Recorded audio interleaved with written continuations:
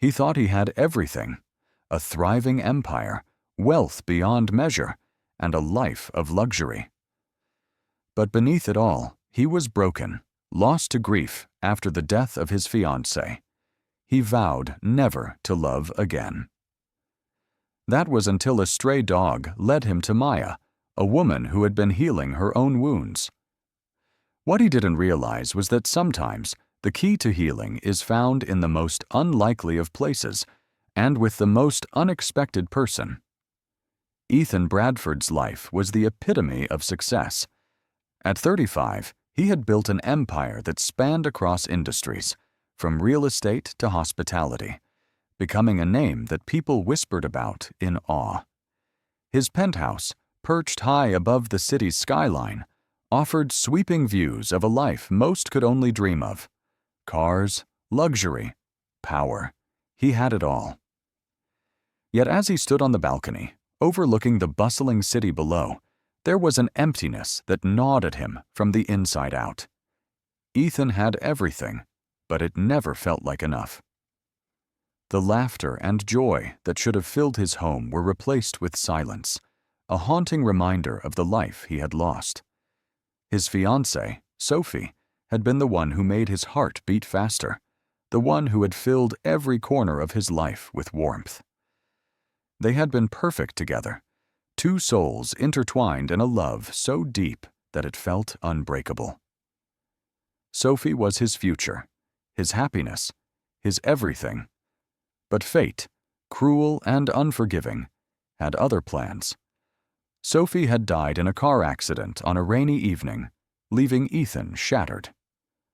The world, once bright and full of possibility, turned gray.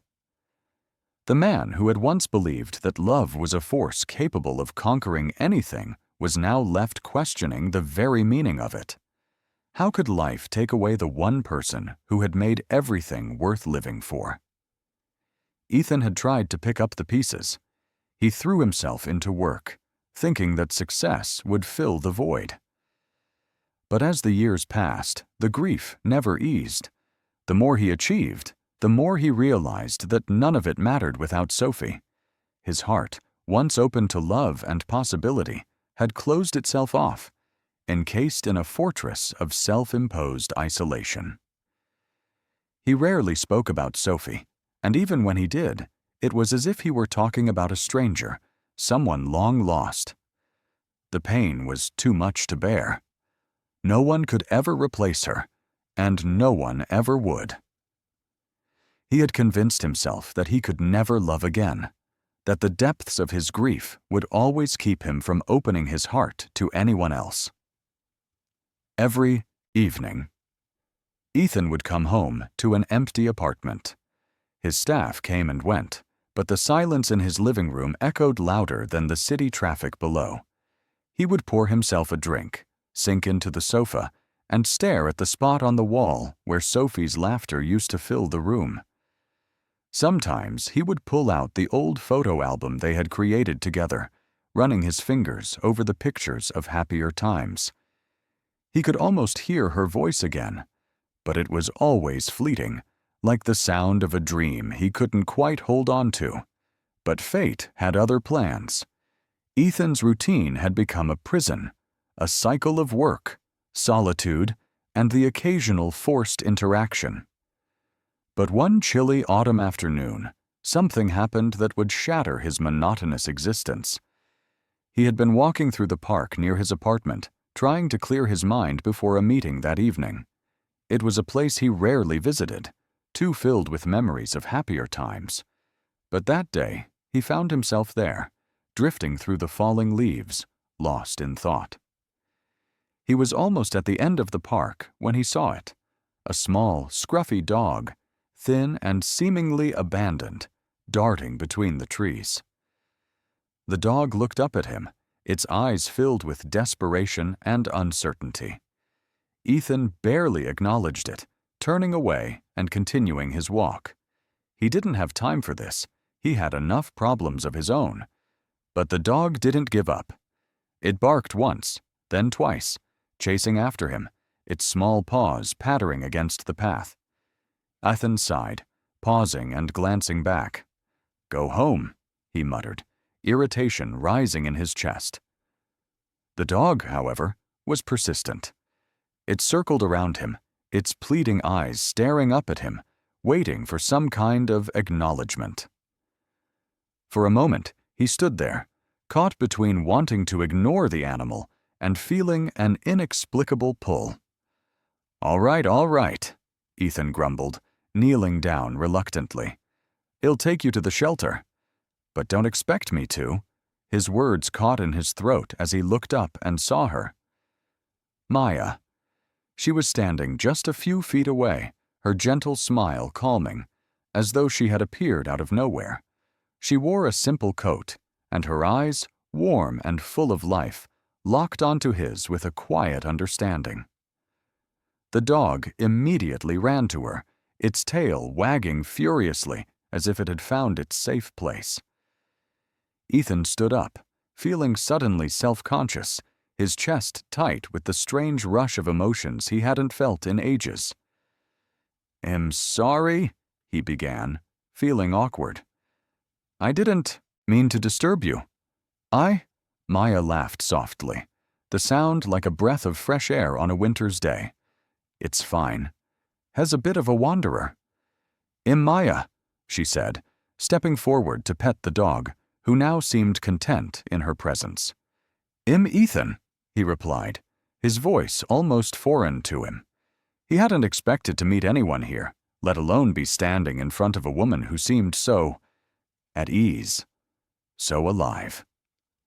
She smiled up at him. "I saw you the other day. You look like you could use a friend." Ethan blinked, unsure of how to respond. A friend? The words felt strange in his mouth. He hadn't allowed himself to connect with anyone in years. His mind flickered back to Sophie. This wasn't right. He shouldn't be here. Not like this. He should walk away, retreat back into the cold, empty world he had made for himself. But then Maya spoke again, her voice soft yet firm. "You know, sometimes it's the smallest things that can make the biggest difference." The words hit him harder than he expected.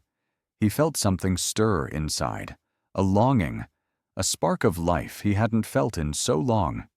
And before he could stop himself, he found himself smiling, albeit faintly. "Do you always talk to strangers like this?" Ethan asked, the hint of a joke in his voice. Maya's smile softened. "Only when I see a little bit of sadness behind someone's eyes." For a long moment, Ethan didn't speak. It was as though her words had cracked something wide open, something he hadn't even known was there. A raw, aching need for connection. He wanted to run from it, wanted to dismiss the feeling, but it was too powerful, too real to ignore. And that's when everything began to change. Ethan tried to shake the feeling that had settled inside him since meeting Maya. It wasn't just the dog, nor her warm smile, nor the way she made him feel seen. It was something deeper, something he hadn't allowed himself to feel in years. But despite his attempts to push it away, he found himself thinking about her, day after day. Still, he wasn't ready to confront the emotions she had stirred in him. He couldn't. His past, his loss, had hardened him, made him believe that loving again was impossible. He had his empire. He had his money. What more did he need? But fate, as it often does, has a way of testing even the strongest walls. That afternoon, his mother called. A voice from the past that always had a way of pulling him back into the family drama he had long avoided. "Ethan, you need to come to dinner tonight." Her voice was sharp, commanding. "Your father insists on seeing you." He sighed, rubbing his temples. It had been months since the last family gathering. Years, even. Ethan had cut ties with his parents after Sophie's death, unable to stomach the way they had dismissed his grief, expecting him to move on as if it were that simple.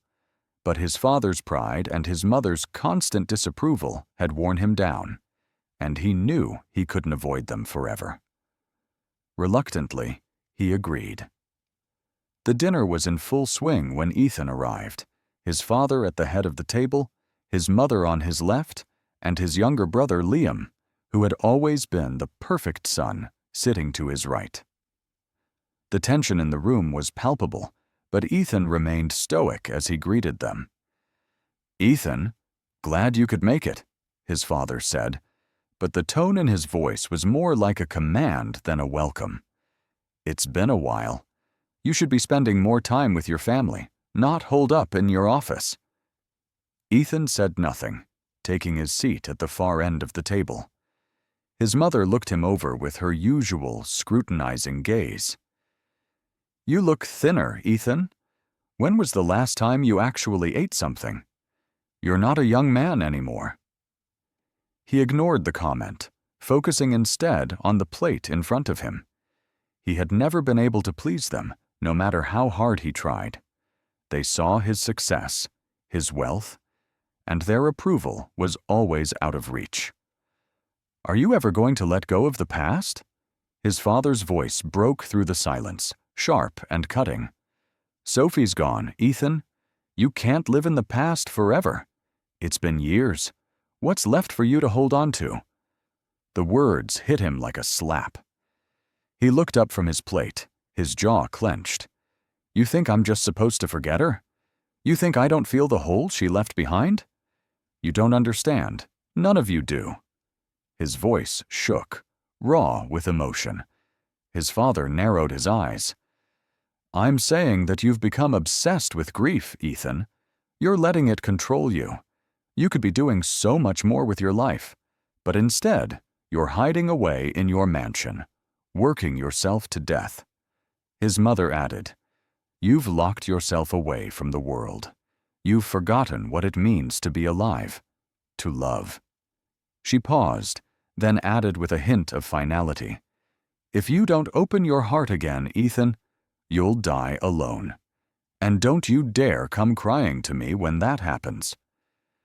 Ethan's heart pounded in his chest, the anger rising like a storm inside him. He wanted to lash out, to scream at them, to tell them how much their words hurt.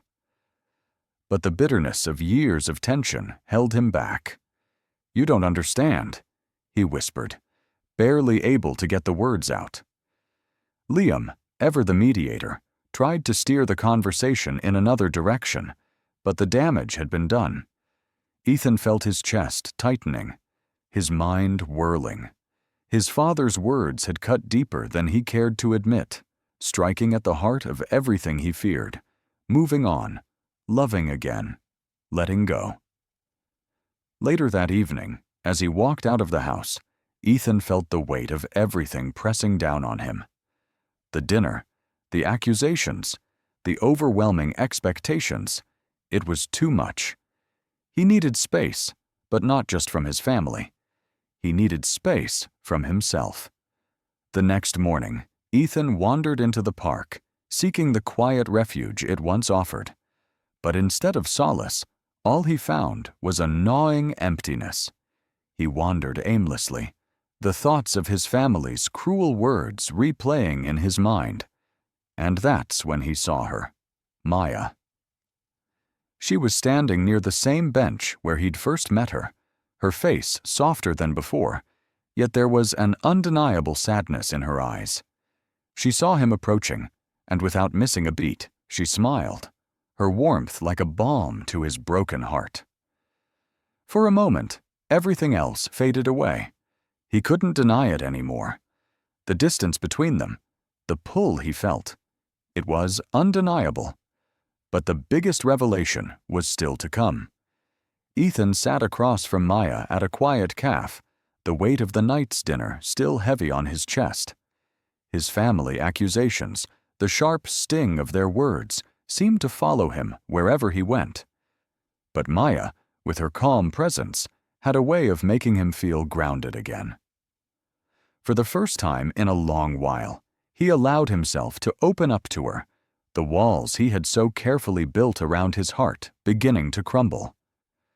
"I don't know what's wrong with me," Ethan admitted, running a hand through his hair. "I've spent so much time chasing success, trying to numb the pain, and now I can't even remember what it was like to feel alive." Maya watched him, her gaze steady but kind. "You've been running for so long, Ethan. From the past, from yourself, but it's not too late." Ethan let out a humorless laugh. "It feels like it is. My father was right about one thing. I've been living in the past, but I don't know how to move forward." Maya hesitated, then spoke softly. "There's something I've never told you. Something I haven't shared with anyone." Ethan raised an eyebrow, his curiosity piqued. "What's that?"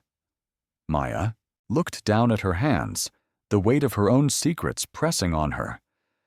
"When I lost my sister, Emily, I thought I was going to lose myself too. I left everything behind and started the shelter. But what I didn't tell you, what I've kept hidden all this time, is that I had a child with my late fiancé." She paused, eyes brimming with unspoken pain. "I raised him alone, and I never told anyone because I didn't want to be seen as weak or as someone who couldn't handle the responsibilities life threw at me." Ethan's heart tightened as the pieces started to fall into place. Maya wasn't just carrying the weight of her past. She had been carrying a child, a life, and a future she had sacrificed everything for. And that was when he realized what truly mattered. Ethan couldn't stop thinking about what Maya had shared with him. The revelation about her son, the sacrifices she had made. It changed everything. For the first time, he realized that he wasn't the only one who had suffered. Maya had been through her own battles, had lived a life full of pain and strength that he couldn't even begin to understand. Determined to make things right, Ethan started visiting the shelter more often. He wasn't just helping Maya, he was learning from her. Every time he saw her interact with the animals, with the people she helped, he was reminded of the goodness that still existed in the world. It was in her kindness, her resilience. He started to adjust, to open up in ways he never had before. He began volunteering, spending more time at the shelter, and for the first time in years, he felt like he was contributing to something bigger than himself. Maya's trust in him grew, though it was slow. She hadn't let anyone in for so long, and it wasn't easy to break those barriers. "I'm not perfect," he admitted one evening, sitting beside her as they watched the sun set. "But I'm trying. I want to make up for everything I've missed, with you, with the world I've ignored." Maya nodded, a small smile on her lips. "It's a start, Ethan, but it's going to take time." Ethan knew she was right, and as they shared that moment, with the weight of the past lifting just slightly, he realized that he wasn't done yet. But the hardest test was still ahead. Ethan's world was about to come crashing down, and he knew it. The past few weeks had been filled with small victories, his attempts to reconnect with Maya, the quiet moments they shared, the dog that had, in a strange way, guided him back to life. But Ethan hadn't been able to shake the pressure from his family. They were relentless. They had always expected more from him, more success, more achievements, more everything. But when it came to love, to real, human connection, they were never there. And then came the phone call. His father, Victor Bradford, was hosting a gala in the city, a charity event for his latest business venture. The Bradfords had hosted these kinds of events for years, lavish, public, and full of faces that Ethan had long since stopped recognizing. But this time, something felt different. His father had made it clear. Ethan had to be there. His presence was mandatory. This was an event that required the family to stand united, even if they hadn't been united in years. Ethan wasn't sure why he agreed to attend. Maybe it was the weight of his father's demands. Maybe it was the nagging feeling that he could never truly escape the family he had tried so hard to distance himself from. But whatever the reason, he found himself standing at the podium, addressing the crowd, his eyes scanning the sea of strangers, his heart nowhere near the room. Just then, the doors opened, and Maya entered, a quiet strength in her step. She was dressed in a simple black dress, the same grace and elegance that had drawn Ethan to her from the beginning, now evident in the way she held herself. She didn't belong in this world of glitz and pretension, but somehow she belonged with him. For a brief moment, their eyes met across the room. Maya smiled, but there was a wariness in her expression. Ethan knew she had been dragged here, by him, by the world he lived in, and he could see the discomfort in her. But she stood tall, never breaking her gaze from his. As the evening wore on, Ethan's father made his rounds, introducing Ethan as though he were a prize to be shown off. The usual comments were thrown around. Has done wonders for the company. The future of the family is in his hands. But Ethan could feel the emptiness of it all. He wasn't the man they thought he was. He wasn't the perfect heir, and he sure as hell wasn't the man they wanted him to be. It wasn't until later that the storm truly hit. In the middle of an awkward conversation with his mother, Ethan was suddenly interrupted by the cold voice of his father. "Maya," Victor Bradford said, walking over with a forced smile. "It's good to finally meet you. Ethan hasn't mentioned much about you." Maya stood frozen for a moment before offering a polite yet strained smile. "It's nice to meet you, Mr. Bradford." But Ethan could sense the undercurrent of tension. He knew this was the moment. His father was testing him, pushing him in a way only his father could. Victor raised an eyebrow.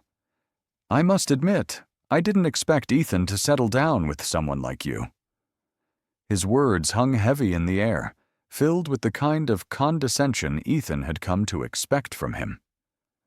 Maya's eyes flashed with surprise, but she remained composed.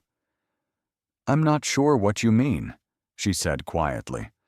"Oh, come on. You're working with animals in a shelter," Victor scoffed, his voice dripping with superiority. Ethan could be running this entire city by now, and yet here he is, wasting his time with, well, this. Ethan's heart raced. His father's words sliced through him like a blade. He opened his mouth to defend Maya, to stand up for the woman who had taught him to care again, but the words stuck in his throat.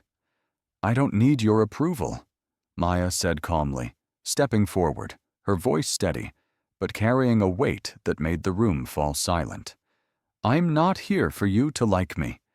I'm here because Ethan chooses me." The room fell into an awkward stillness. Ethan couldn't breathe. Maya turned to Ethan, her eyes softening. "I'm not asking for your approval either, but I'm here to show you that love doesn't come in a package of perfection or family approval. It comes when you stop being afraid to feel again." Tears welled in Ethan's eyes as the truth of her words hit him. His father had never understood love, never understood the sacrifices that came with it. But Maya did. She understood that love wasn't about what others wanted. It was about what you chose, what you allowed yourself to feel. Ethan turned to his father, his chest tight, and for the first time in his life, he said the words he had been too afraid to speak. "I'm done living for you, Dad. I'm done living for what you want. I'm going to live for me." He turned to Maya, and in that moment, everything shifted. All the pain, all the grief, all the walls he had built around his heart, all of it came crashing down as he walked toward her, his heart open, ready to embrace a future he never thought was possible. and that's when everything changed. The weeks after the gala brought quiet change to Ethan's life. With Maya by his side, the walls he had built around his heart began to crumble. Their time together felt natural, slow, steady, but full of meaning. One Saturday, Maya invited Ethan to the shelter, where they worked side by side, caring for the animals. It was simple, but to Ethan, it was everything. He saw in Maya a strength he admired, and in her presence, he felt something he hadn't in years: peace. Afterwards, they sat together on a bench in the shelter, the warmth of the sun casting a gentle glow on their faces. Ethan spoke first. "I don't have all the answers, but I know I want us." Maya smiled softly. "We don't need perfection. We just need to keep moving forward, together." The simplicity of her words hit him. For the first time, he wasn't afraid to love again. It wasn't about erasing the past, it was about embracing the future with her. Later that night, as they walked through the park hand in hand, Ethan felt the weight of everything shift. He wasn't alone anymore. "I'm ready for this," he said, his voice full of certainty.